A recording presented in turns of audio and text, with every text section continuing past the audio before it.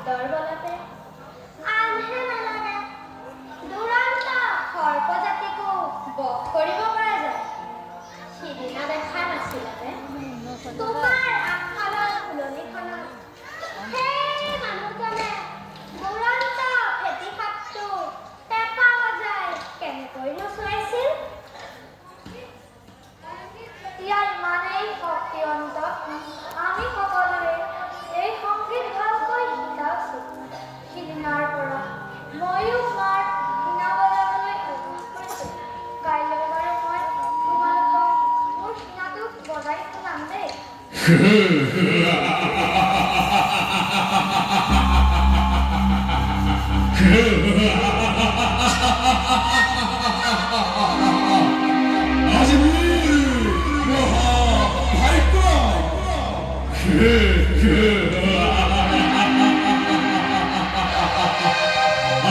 আজি মহাৰাজ কংসৰ আদেশমতে যাকেই বিচাৰি ফুৰিছিলো আজি তাকেই লগ পাইছো।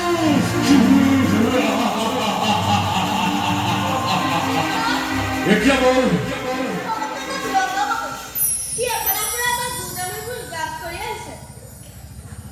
কৃষ্ণ চোৱাচোন চোৱা দাদা, সেইটো মুগনি নহয় দাদা, সেইটো কালৰূপী কংসৰ অনুচৰ। তাৰ নাম বকাসুৰ। ই বকাসুৰ তেনেহ'লে তাৰ জীৱন মই ত্যাগ কৰি দিওঁ। দাদা তুমি যাব নালাগে দাদা, প্ৰথমে মই তাৰ লগত খেলা চাম।